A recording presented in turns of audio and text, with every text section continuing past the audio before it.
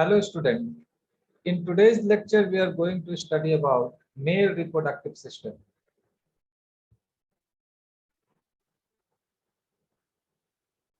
Male reproductive system. As I told you in my previous lecture that the male reproductive system comprises of two types of sex organ. ठीक है, ये जो system है mail का reproductive system, यहाँ पे दो टाइप के सेक्स ऑर्गन पाए जाते हैं। पहला जो कि है primary sex organ,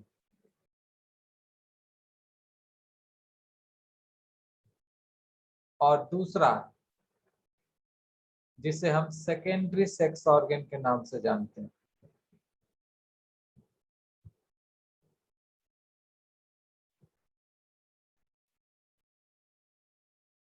okay, this primary sex organ is also known as 1 degree, okay, और main sex organ, while the secondary sex organ इसे हम 2 डिग्री कह सकते हैं। जैसा कि मैंने लास्ट क्लास में आप लोग को बताया था that in case of male the primary sex organ is none other than testis। ठीक है, मेल में जो प्राइमरी सेक्स ऑर्गन है उसे हम क्या कहते हैं? टेस्टिस कहते हैं। और अगर सेकेंडरी सेक्स ऑर्गन का बात करें तो सेकेंडरी सेक्स ऑर्गन बहुत सारे हो जाते हैं यहाँ पे। ठीक है, फॉर एग्जांपल जैसा कि ये रेटी टेस्टिस, पहला हो गया रेटी testis,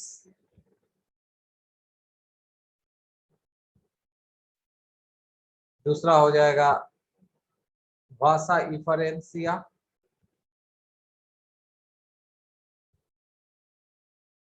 okay, the third one is epididymis,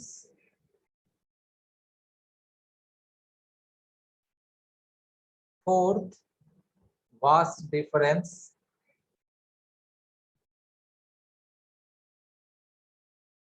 then the ejaculatory duct,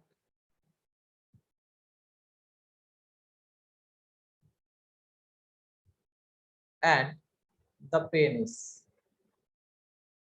ठीक है, ऑर्गन्स, इसके अलावा कुछ ग्लैंड्स भी होते हैं जो सेकेंडरी सेक्स ऑर्गन में इन्वॉल्व होते हैं, अपना रोल प्ले करते हैं। For example prostate gland,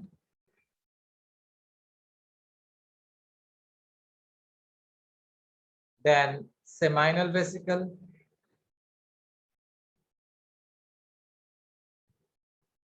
and Cowper's gland. This Cowper's gland is also known as bulbourethral gland।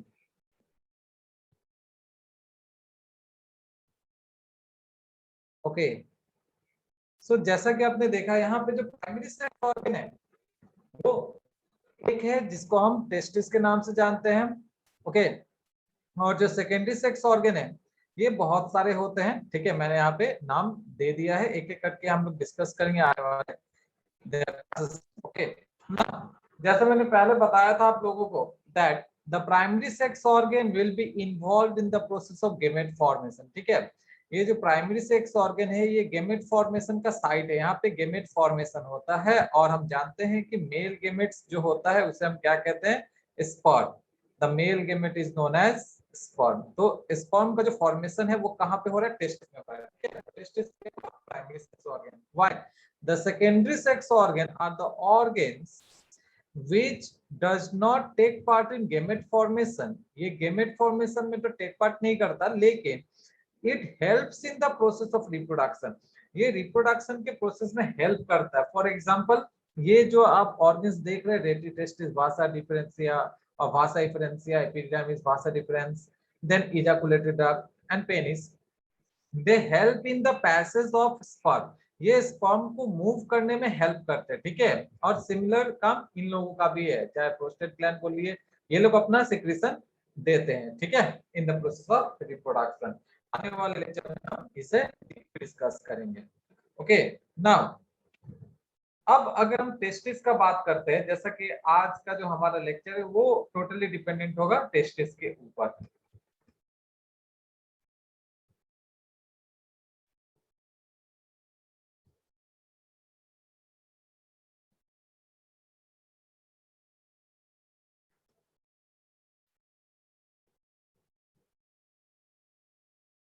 Now, if we talk about the primary sex organ in male, जैसा मैंने बोला कि आज का जो लेक्चर है हमारा ये टेस्टिस के ऊपर ही बेस्ड है. सो प्राइमरी सेक्स ऑर्गन किसका? तो मेल का. तो अभी मैंने आप लोग को बताया मेल का जो प्राइमरी सेक्स ऑर्गन है जिसे 1 डिग्री भी कहते हैं, ये क्या है? तो टेस्टिस.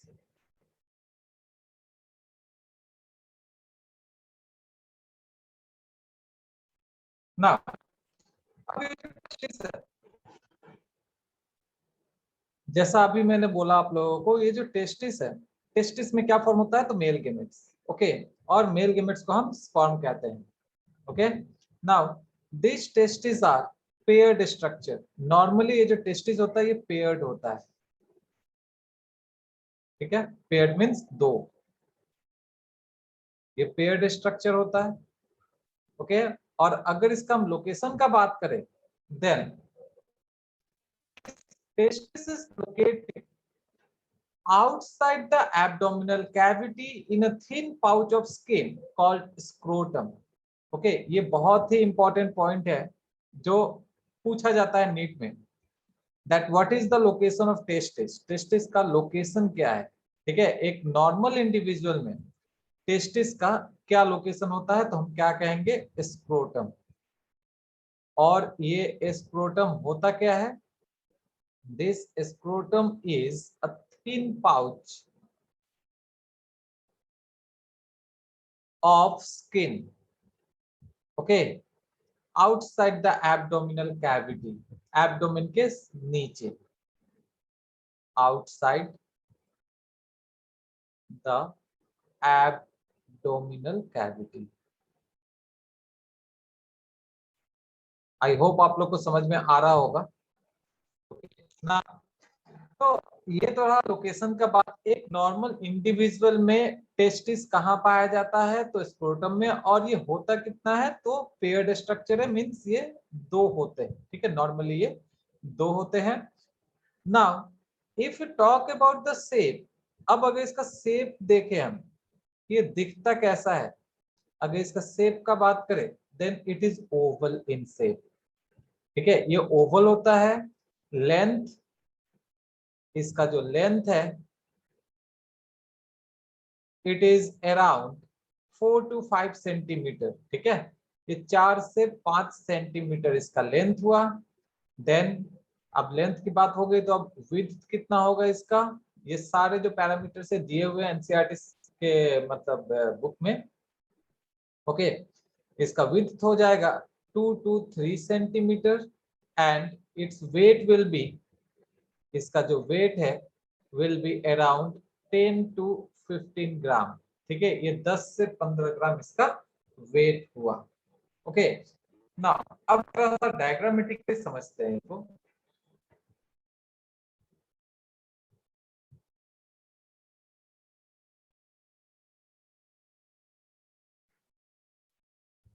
तो अभी मैंने बताया कि जो टेस्टिस है, टेस्टिस का लोकेशन कहाँ है? तो स्क्रोटम में. बट क्या आप लोग को ये पता है बर्थ से पहले, ठीक है, जस्ट बिफोर बर्थ, या हम कह सकते हैं बर्थ से पहले क्या होता है? ड्यूरिंग एम्ब्रायनिक डेवलपमेंट ये जो टेस्टिस है ये एब्डोमेन में रहता है. ठीक है, ड्यूरिंग बर्थ हम यहाँ पे लिख सकते हैं, आप लोग को अच्छे से समझ में आएगा. और हम डायरेक्टली सेंटेंस लिख देते हैं. Just before birth, okay, the testis descends into the scrotum. ठीक है, क्या कह रहा है ये? Just before birth the testis descends into the scrotum from the abdominal cavity.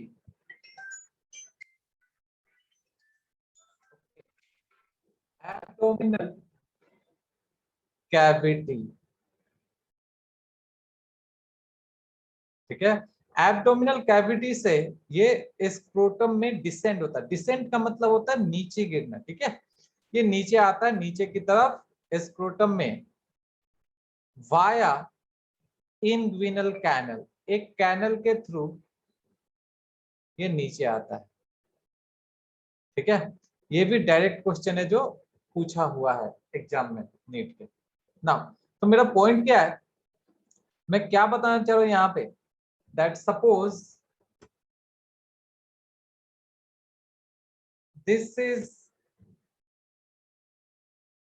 Is the abdominal cavity, ये एब्डोमिनल कैविटी हुआ, ठीक है। और ये पेन से ड्रॉ कर लेते हैं, ठीक है। ये हो गया स्क्रोटम, ठीक है। मैं ऐसे आप लोग को दिखा रहा हूं, ये एब्डोमिनल रीजन हो गया और ये स्क्रोटम हो गया, okay. I am writing it here, abdomen और ये scrotum, and these are the testis.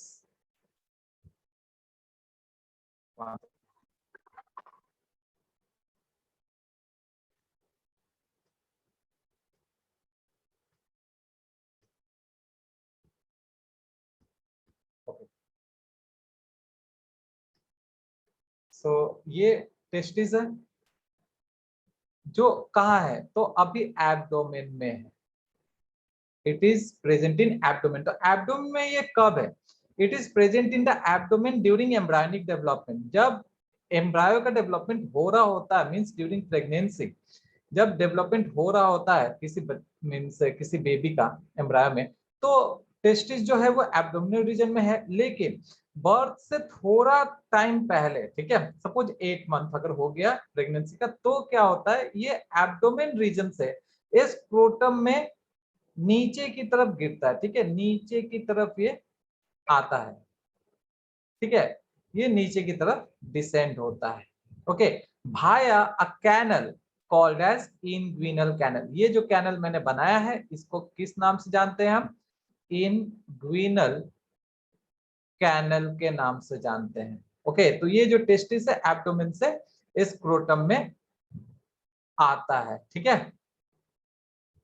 Now अब आपके मन में ये क्वेश्चन अराइज हो रहा होगा कि आखिर ऐसा क्यों होता है, why this testis descend in the scrotum, okay. ये टेस्टिस तो 8 मंथ तक एब्डोमेन में है, लेकिन जस्ट बिफोर बर्थ, ओके, ये क्या होता है कि स्क्रोटम में आ जाता है, ठीक है। तो ऐसा क्यों होता है, तो इसके बारे में जानते हैं, ठीक है। Why this testis descends in the scrotum just before birth, okay.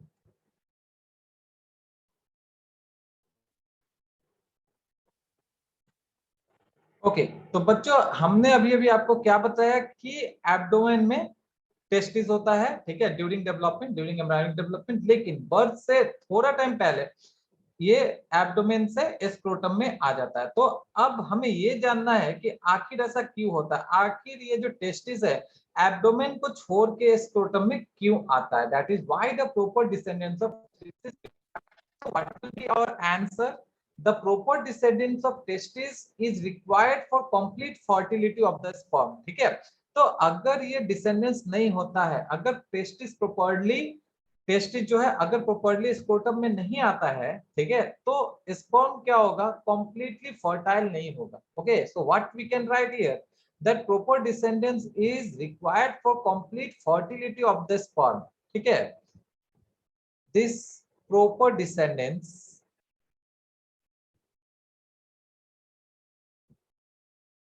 is required for complete fertility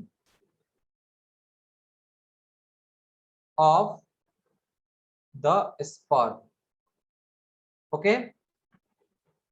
क्या है कि ये जो स्पर्म है इसको एक्चुअल बॉडी टेम्परेचर से, ठीक है, एक्चुअल बॉडी टेम्परेचर से 2 डिग्री लेस टेम्परेचर चाहिए होता है, ठीक है, फॉर इट्स कंप्लीट फर्टिलिटी। अब अगर हम हमारे बॉडी का बात करें तो हमारे बॉडी का जो टेम्परेचर है वो कितना है, तो अप्रोक्सीमेटली 37.5 डिग्री सेल्सियस, ठीक है। लेकिन अब टेस्टिस जिसका मेन काम है स्पर्म का फॉर्मेशन, तो इतने ज्यादा टेम्परेचर पे, ठीक है, जो स्पर्म है ये कम्प्लीटली फर्टाइल नहीं होता। ओके, सो इसको कंप्लीट फर्टिलिटी के लिए 2 डिग्री लेस टेम्परेचर चाहिए होता है। ओके, और मैंने क्या क्या बोला अभी अभी आपको कि जो स्क्रोटम होता है ये एब्डोमिनल कैविटी के नीचे नीचे जो पाउच लाइक स्ट्रक्चर होता है, तो एब्डोमिन से नीचे है, ठीक है। तो इसका जो इसका जो टेम्परेचर होगा स्क्रोटम का, इट इज अराउंड 35.5, ठीक है, 35.5 डिग्री सेल्सियस इसका टेम्परेचर होगा। तो बॉडी टेम्परेचर से 2 डिग्री कम है, ठीक है, और यही टेम्परेचर स्पर्म को चाहिए होता है फॉर कंप्लीट फर्टिलिटी। तो अगर ये क्वेश्चन पूछा why proper descendence is required, why the testis descends into scrotum, ठीक है, ये जो टेस्टिस है स्क्रोटम में क्यों डिसेंड होता है, ओके, तो हम क्या कहेंगे, it is required for complete fertility of the sperm as the sperm requires 2 degree less temperature from the actual body temperature for its complete fertility or for its fertility, ठीक है ना। तो ये तो पॉइंट आप लोगों को क्लियर हो गया, ठीक है। ये जो पॉइंट है ये बार बार ये मतलब आप समझो कि इस टाइप का जो क्वेश्चन है ये रेगुलर बेसिस पे पूछा जाता है नीट एग्जाम में, ठीक है। पहला तो मैंने ये बताया कि जस्ट बिफोर बर्थ, बर्थ से थोड़ा टाइम पहले टेस्टिस जो होता है वो स्क्रोटम में डिसेंड होता है। कहां से, तो एब्डोमिनल कैविटी से। किसके थ्रू होता है, तो इन्विनल कैनल के थ्रू, ठीक है। This is an important point, inguinal canal आप लोग याद रखिएगा, ओके। और ये इन्विनल कैनल ही कनेक्ट कर रहा है किसको किसको, तो स्क्रोटम और एब्डोमेन के बीच का कनेक्शन भी इसको कहते हैं। नाउ प्रॉपर डिसेंडेंस क्यों चाहिए, ऐसा क्यों होता है, ये क्यों होना चाहिए, ये एब्डोमेन जो है ये एब्डोमेन से टेस्टिस जो है स्क्रोटम में क्यों आता है, तो complete fertility of the sperm, ठीक है। और ऐसा क्यों, मतलब ऐसा क्यों है वो तो मैंने बता दिया। और क्यों स्क्रोटम में आना है, क्योंकि यहाँ का जो टेम्परेचर है वो बॉडी टेम्परेचर से 2 डिग्री कम होता है। अब अगर हमारे बॉडी का टेम्परेचर हम देखें तो 37.5 डिग्री है, और अगर स्क्रोटम कम टेम्परेचर का बात करें तो यहाँ से 2 डिग्री आप माइनस कर दीजिए अप्रोक्सीमेटली, तो कितना निकल जाएगा 35.5 degree Celsius. Okay, now now अब ऐसे भी कुछ इंडिविजुअल होते हैं जिसमें प्रॉपर डिसेंडेंस नहीं हो पाते, ठीक है। तो if proper descendence of testis does not कर, अगर किसी इंडिविजुअल में ये ये जो टेस्टिस है प्रॉपरली स्क्रोटम में नहीं आ पा रहा है, ठीक है, then the individual will suffer from a disorder and that disorder is called as cryptorchidism, ठीक है। ये भी पूछा हुआ क्वेश्चन, क्रिप्टोकाइटिज्म, CHIDISM, तो ये एक डिसऑर्डर है क्रिप्टोकाइटिज्म, ओके। बेसिकली ये उन इंडिविजुअल में मिलता है या होता है जिनमें टेस्टिस प्रॉपरली स्क्रोटम में डिसेंड नहीं हो पाता, ठीक है। तो यहां हम लिख सकते हैं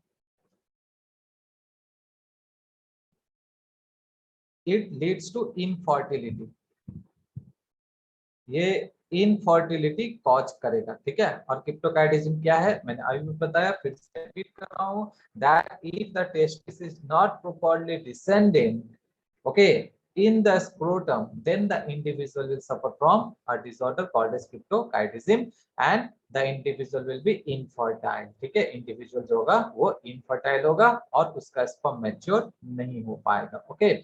और ये उसका एक्सप्लेनेशन था जो मैंने अभी थोड़ी देर पहले आप लोगों को दिया। तो बच्चों आप लोग को ये पता चल गया होगा अभी कि इन्विनल कैनल क्या होता है, ठीक है। ड्यूरिंग एम्ब्रायनिक डेवलपमेंट टेस्टिस का लोकेशन क्या है, ओके।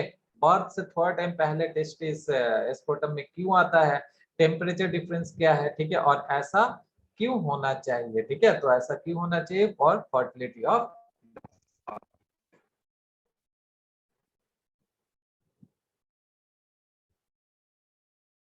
सो स्टूडेंट्स ये तो आपको समझ में आ गया होगा। अब जरा डायग्रामेटिकली समझते हैं इसको, इस पेज को रब कर देते हैं। हाँ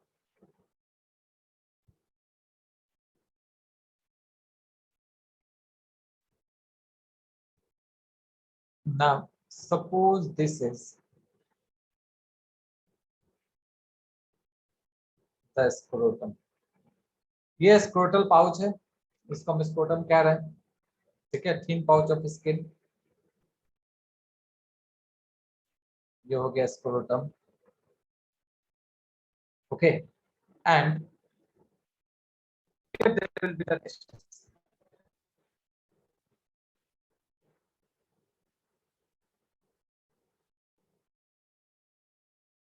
तो जैसा मैंने कहा टेस्टिस का स्ट्रक्चर कैसा है, तो ओवल, ये ओवल स्ट्रक्चर है।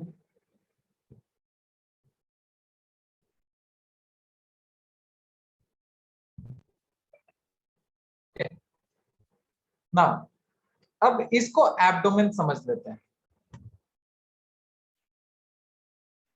ये एब्डोमिनल रीजन हो गया।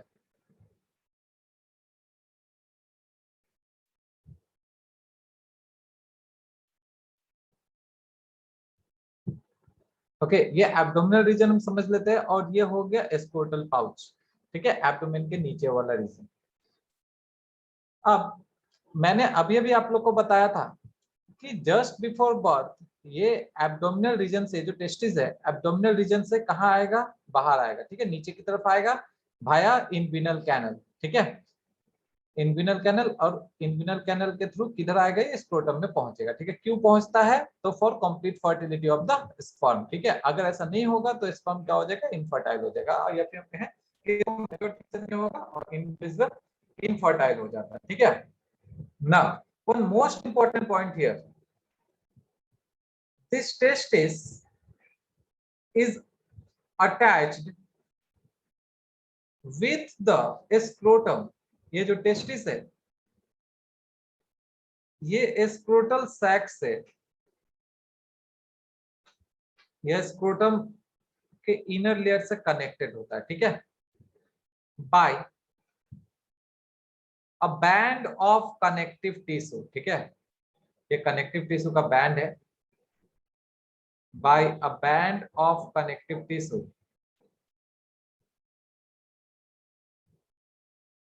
which is called as gubernaculum, ठीक है, ये कनेक्टिव टिश्यू का बैंड हुआ।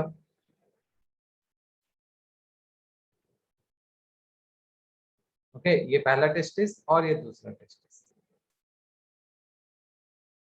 कनेक्टिव टिश्यू का काम ही होता है कनेक्ट करना। ओके, ये देखिए इसको कनेक्ट किया हुआ है।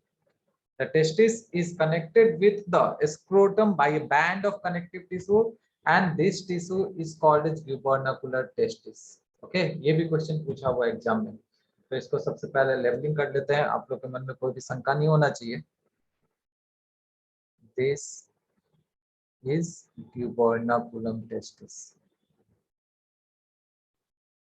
स्पेलिंग पे ध्यान दीजिएगा बच्चों, gubernaculum, ओके, इसे gubernaculum कहते हैं। और ये gubernaculum क्या है, अभी मैंने बताया है, it is a band of connective tissue, तो यहाँ ब्रैकेट में लिख सकते हैं बैंड ऑफ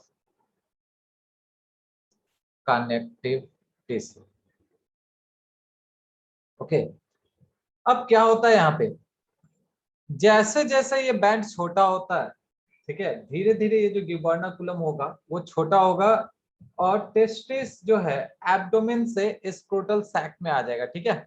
ये जो गिबर्नाकुलम है ये धीरे धीरे कॉन्ट्रैक्ट करेगा, और कॉन्ट्रैक्ट जैसे से कॉन्ट्रैक्ट करेगा वैसे ये जो टेस्टिस है ये एब्डोमेन रीजन से स्क्रोटम में पहुंच जाएगा, ठीक है। और किसके थ्रू पहुंचेगा वो तो मैंने ऑलरेडी आपको बता दिया है, वाया इन्विनल कैनल, ठीक है। तो ये आप लोग याद रखिएगा। ओके, नाउ एक बार फिर से रिमाइंड करा देते हैं, और ये प्रॉपर डिसेंडेंस क्यों जरूरी है, ठीक है, अगर ये टेस्टिस स्क्रोटम में डिसेंड नहीं होता है then the individual will suffer from what, a type of disorder called as cryptorchidism which leads to infertility. Okay, infertile हो जाएगा individual. Now one of the most important thing here, this descendence is under the control of, ये जो testis का जो डिसेंडेंस है, ये जो पूरा प्रोसेस है ये हार्मोन के कंट्रोल में रहता है, ठीक है। This whole process is under the control of under the control of, मैं यहाँ पे लिख देता हूं, कंट्रोल ऑफ टेस्टोस्टेरोन। आप लोगों ने फर्स्ट ईयर में पढ़ा होगा, टेस्टोस्टेरोन मेल सेक्स हार्मोन है, टेस्टोस्टेरोन एंड गोनाडोट्रोपिन, ठीक है, ये दो हार्मोन के कंट्रोल में रहता है, ठीक है। ये दो हार्मोन है जो इस पूरे प्रोसेस को कंट्रोल कर रहे होते हैं। ओके, तो अगर यहाँ पे हार्मोन का लेवल कम हुआ किसी कारण से, ठीक है, तो ये जो प्रोसेस है वो नहीं हो पाएगा और इंडिविजुअल जो है किससे सफर कर सकता है, उस डिसऑर्डर का नाम है क्रिप्टो, मैं फिर से एक बार लिख रहा हूँ यहाँ पे, cryptorchidism. Okay, this cryptorchidism will lead to infertility, ये इनफर्टाइल बना देता है इंडिविजुअल को। ओके, आई होप ये आप लोग समझ में आया होगा। Okay, so in my next lecture we'll be going to discuss about more about the tests, ठीक है, और भी टेस्ट के बारे में जानने का कोशिश करेंगे। Okay, thank you.